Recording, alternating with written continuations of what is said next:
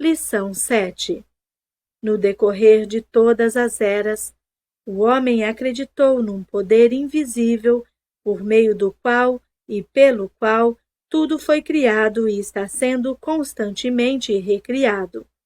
Podemos personalizar esse poder e dar-lhe o nome de Deus, ou podemos vê-lo como essência ou espírito que permeia tudo, mas em ambos os casos o efeito é o mesmo. No tocante à esfera individual, o objetivo, o físico, o visível é o pessoal, aquele cuja cognição se pode ter pelos sentidos. Ele se compõe de corpo, cérebro e nervos. O objetivo é o espiritual, o invisível, o impessoal. O pessoal é consciente, por ser uma entidade pessoal. O impessoal, por ser da mesma espécie e qualidade de todos os outros seres, não tem consciência de si. Logo, foi denominado subconsciente. O pessoal ou consciente tem o poder da volição e da escolha.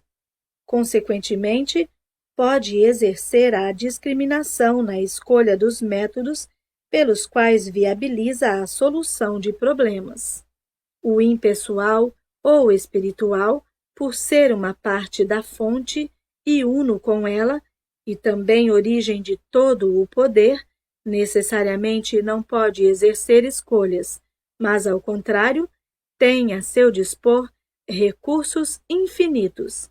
Ele pode trazer resultados e o faz por métodos de que a mente humana ou individual não pode ter a menor ideia. Portanto, você verá que é prerrogativa sua contar com a vontade humana, com todas as suas limitações e equívocos, ou utilizar as potencialidades do infinito pelo emprego da mente subconsciente. Eis aqui, então, a explicação científica do poder maravilhoso cujo controle lhe foi dado, bastando apenas compreendê-lo, valorizá-lo e reconhecê-lo. Nesta lição, esquematizamos um método de uso consciente desse poder onipotente. 1. A visualização é o processo de criação de imagens mentais, e a imagem é o molde ou modelo que servirá de padrão do qual emergirá seu futuro. 2. Crie um padrão claro e bonito. Não tenha medo. Faça-o grandioso e lembre-se de que ninguém, a não ser você mesmo, pode lhe impor limitações. Você não está limitado pelo custo ou pelos materiais. Busque os suprimentos no infinito. Construa o padrão em sua imaginação. É onde ele precisa estar antes de aparecer em qualquer outro lugar. 3. Construa a imagem clara e definida. Mantenha-a firme em sua mente, e você irá trazê-la gradual e constantemente para mais perto de si. Você pode ser aquilo que você quiser ser. 4. Esse é outro fato psicológico bem conhecido, mas infelizmente ler sobre ele não vai trazer nenhum dos resultados que você talvez tenha em mente. Não vai sequer ajudá-lo a formar a imagem mental, muito menos fazê-la se manifestar. É necessário trabalho, árduo trabalho mental. O tipo de esforço em que tão poucos estão dispostos a se empenhar. 5. O primeiro passo é a idealização. É também o passo mais importante, porque é a planta a ser usada na construção. Ela deve ser sólida, deve ser permanente. Quando projeta um edifício de 30 andares, o arquiteto esboça antecipadamente cada traço e cada detalhe. O engenheiro, quando lança uma ponte sobre um abismo, assegura-se primeiro dos requisitos da resistência de 1 milhão de partes individuais. 6. Eles enxergam o final antes de terem dado um único passo. Da mesma forma, você deve criar na mente a imagem do que deseja. Você está semeando, mas antes de lançar qualquer semente ao solo, é preciso saber como será a safra. Isso é a idealização. Se não estiver seguro, volte à sua cadeira diariamente, até a imagem se tornar clara. Ela se revelará gradualmente. No início, o plano geral será indistinto, mas ele tomará forma. O esboço surgirá. Depois virão os detalhes e você irá gradualmente adquirir o poder que lhe permitirá formular planos. Com o tempo, os planos se materializarão no mundo objetivo. Você saberá o que o futuro lhe reserva. 7. Após, vem a etapa de visualização. Você precisa ver a imagem cada vez mais completa, ver os detalhes, e quando eles começarem a se definir, as formas e os meios para trazê-los à manifestação irão se revelar. Uma coisa levará à outra. O pensamento leva à ação. A ação gera os métodos fazem surgir amigos. Os amigos criarão as circunstâncias e, finalmente, terá sido realizado o terceiro passo, a materialização. 8. Todos reconhecemos que o universo deve ter sido modelado no pensamento antes de poder se transformar num fato material.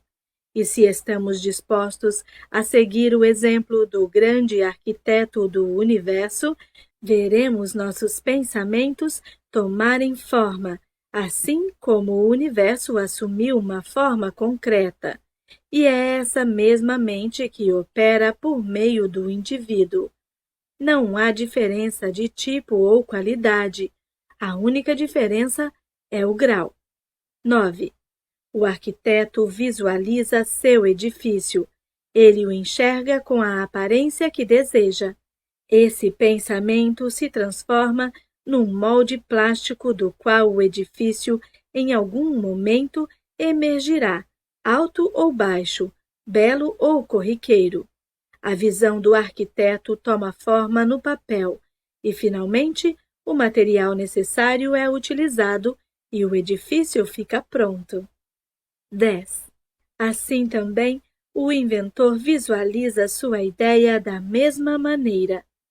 Nikola Tesla, por exemplo, dotado de um intelecto poderoso, um dos maiores inventores de todos os tempos, o homem que concretizou as realidades mais surpreendentes, sempre visualizava suas invenções antes de tentar construí-las. Ele não se precipitou a lhes dar forma e depois despender tempo corrigindo defeitos. Tendo construído primeiramente a ideia na imaginação, ele a mantém como uma imagem mental, para ser reconstruída e aprimorada por seu pensamento. Dessa forma, escreve ele em Electro Experimenter: posso desenvolver e aperfeiçoar rapidamente um conceito sem tocar em nada. Quando avancei a ponto de ter concluído na invenção todos os melhoramentos que consigo imaginar e não vejo nenhum defeito, concretizo o produto do meu cérebro. Invariavelmente, meu aparato funciona como imaginei. Em 20 anos, não houve sequer uma exceção. 11. Se você for capaz de seguir conscientemente essas instruções, desenvolverá a fé, o tipo de fé que é a certeza de coisas esperadas, a evidência de fatos invisíveis. Você adquirirá confiança, o tipo de confiança que promove resistência e coragem. Você desenvolverá o poder de concentração, e este lhe permitirá excluir todos os pensamentos, exceto aqueles relacionados a seu objetivo. 12. Segundo a lei, o pensamento se manifestará como uma forma, e só quem souber ser o pensador divino dos próprios pensamentos poderá assumir o lugar de mestre e falar com autoridade. 13. A clareza e a exatidão só são obtidas pela manutenção repetida da imagem na mente. Cada ação repetida torna mais clara e precisa a imagem em comparação com a precedente, e a manifestação externa será proporcional à clareza e à precisão da imagem. Você deverá construí-la com firmeza e segurança em seu mundo mental, o mundo interior, antes de ela tomar forma no mundo exterior. Você não conseguirá construir nada valioso, mesmo no mundo mental, se não dispuser o material adequado. De posse dele, você poderá construir qualquer coisa, mas assegure-se da qualidade. Não se pode tecer caxemira utilizando fio de estopa. 14. Esse material será produzido por milhões de trabalhadores mentais silenciosos e estruturado na forma da imagem que você tiver em mente. 15. Pense nisso. Você tem 5 milhões desses trabalhadores mentais, preparados e ativamente utilizados, chamados de células cerebrais. Além disso, há outra reserva de força, pelo menos tão numerosa, pronto a ser posta em ação à menor necessidade. Então, seu poder de pensar é quase ilimitado, e isso significa que é praticamente ilimitado seu poder de criar o tipo de material necessário para construir para si qualquer tipo de ambiente desejado. 16. Além desses milhões de trabalhadores mentais, você tem bilhões de trabalhadores mentais no corpo, cada um deles dotado de inteligência suficiente para entender qualquer mensagem ou sugestão dada e agir com base nela. Essas células estão ativamente criando e recriando o corpo. Além disso, são dotadas de atividade física pela qual conseguem atrair a si a substância necessária para um desenvolvimento perfeito. 17.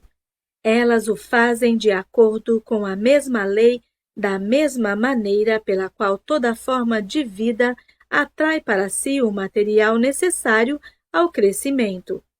O carvalho, a rosa, o lírio, todos eles, para sua mais perfeita expressão, precisam de um determinado material e o obtêm pela exigência silenciosa, a lei da atração, a forma mais segura de você conseguir o necessário para o seu desenvolvimento mais completo.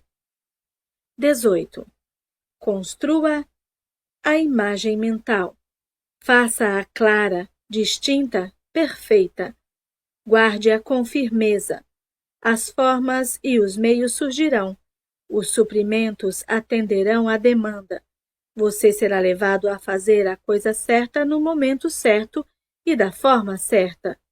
O desejo fervoroso trará a expectativa confiante, e esta, por sua vez, deve ser reforçada pela solicitação firme. Esses três não podem deixar de trazer a realização, porque o desejo fervoroso é o sentimento, a expectativa confiante é o pensamento e a solicitação firme é a vontade. E como vimos, o sentimento dá vitalidade ao pensamento e a vontade o mantém firme até que a lei do crescimento o faça manifestar-se. 19. Não é maravilhoso o homem ter dentro de si tão imenso poder, faculdades tão transcendentais, de que ele nem suspeitava? Não é estranho que sempre nos ensinaram a buscar lá fora a força e o poder? Fomos ensinados a procurar em todo lugar, menos aqui dentro. E cada vez que esse poder se manifestou em nossa vida, informaram-nos de que se tratava de algo sobrenatural. 20.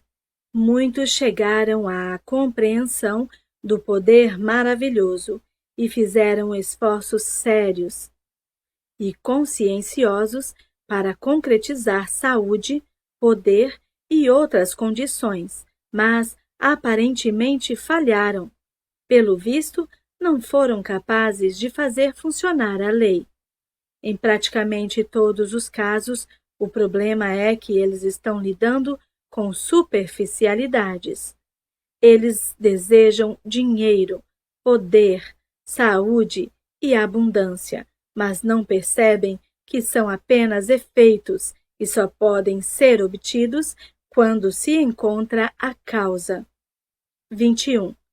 Quem não der atenção ao mundo exterior buscará apenas avaliar a verdade, buscará somente a sabedoria e descobrirá que esta se revelará e mostrará a fonte de todo o poder e se manifestará em pensamento e propósito, os quais irão criar as desejadas condições externas.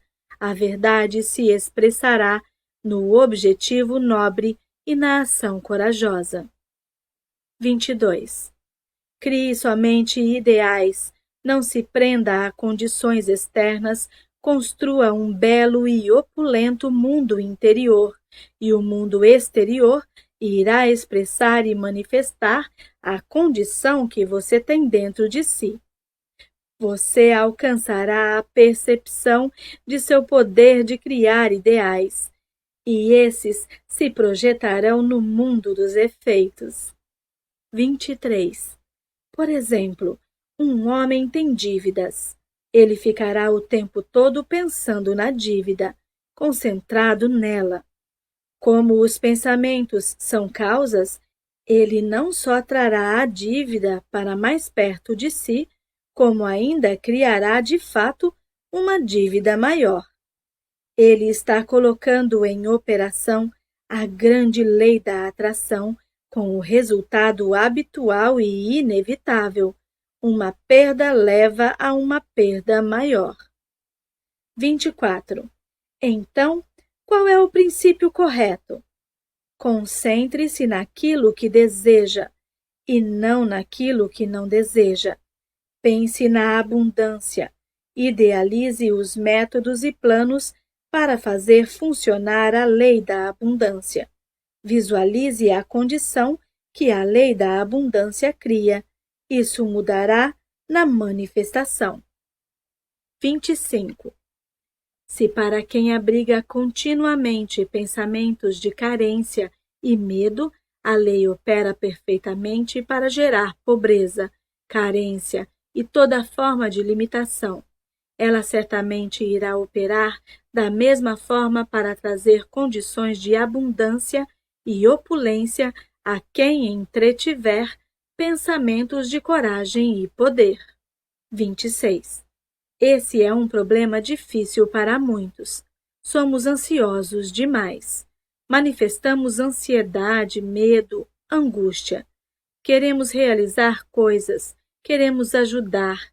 Somos como a criança que planta uma semente e a cada 15 minutos mexe na terra para ver se a semente está crescendo.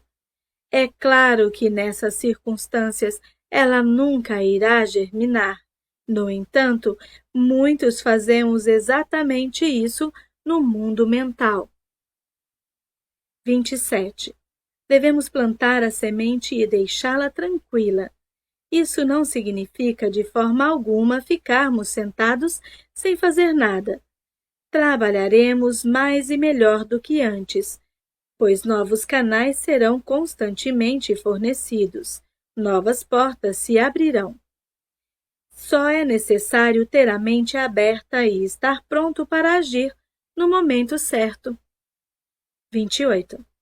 A força do pensamento é o meio mais poderoso de obter conhecimento.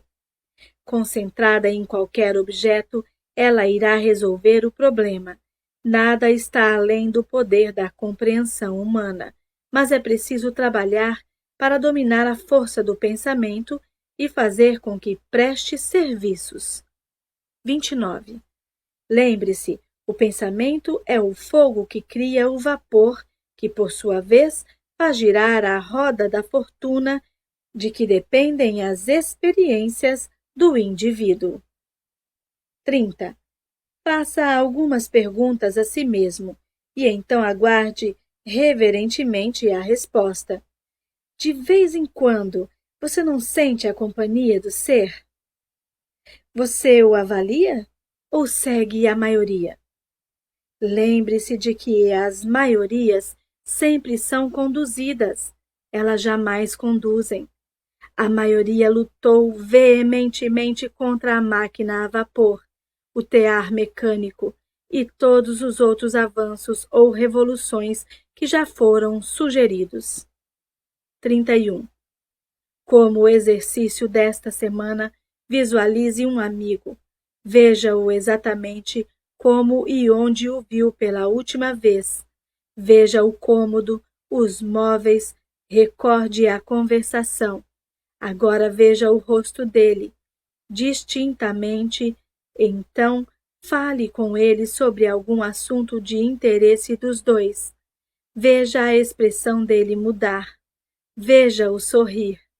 Você é capaz de fazer isso? Tudo bem. Você é. Então, desperte o interesse dele.